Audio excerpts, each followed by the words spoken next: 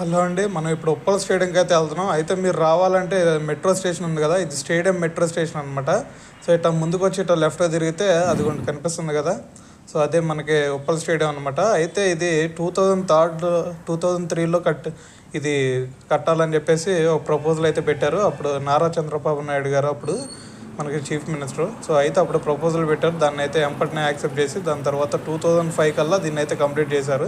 So అయితే ఇక్కడ YS Rajasekhara Reddy గారు ప్రభుత్వంలో రాగానే సో అప్పటికైతే 2005కి ఇదైతే కంప్లీట్ అయిపోయింది. సో దాని తర్వాత దీని పేరు కూడా Rajiv Gandhi international cricket stadium అని అయితే పెడతాం జరిగింది.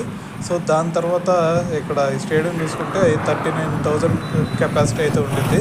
సో దీని తర్వాత ఇప్పటి వరకు ఇక్కడ చూసుకుంటే మనం ఇప్పటి వరకు మొత్తం 6 టెస్ట్ మ్యాచ్లు జరిగినాయి, 3 T20s జరిగినాయి, దాని తర్వాత 10 ODI మ్యాచ్లు అయితే జరిగినాయి.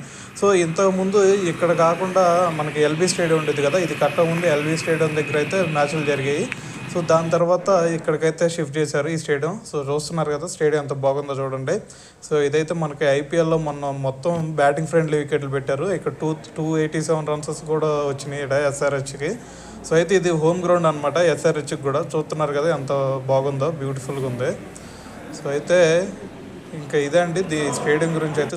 సో దీంతోపాటు మీకు ఇక్కడ సెలక్షన్స్ ఏమైనా జరుగుతాయా అనే ఒక డౌట్ అయితే రావచ్చు. సో మెయిన్గా సెలక్షన్స్ అయితే జిమ్ఖానా ఉండిద్ది కదా, సో అక్కడ జిమ్ఖానా గ్రౌండ్స్ అయితే జరుగుతాయి అనమాట. సో ఇది టాయిలెట్స్ అవి ఏంటంటే ఇక్కడ ఆడియన్స్ ఉంటారు కదా, సో ఆడియన్స్కి అయితే అవి టాయిలెట్స్ అనమాట.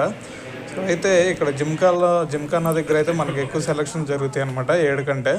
సో అక్కడ స్టేట్ ప్లేయర్స్ వాళ్ళు కూడా అక్కడ ప్రాక్టీస్ చేసుకుంటూ ఉంటారు. సో అక్కడ నెట్స్ ఉంటాయి. సో ఇటువైపు కూడా మనం బయటికి వెళ్తే అటువైపు నెట్స్ ఉంటాయి, అక్కడ ఐపీఎల్ ప్లేయర్స్ కూడా నెట్స్లో ప్రాక్టీస్ చేస్తారు.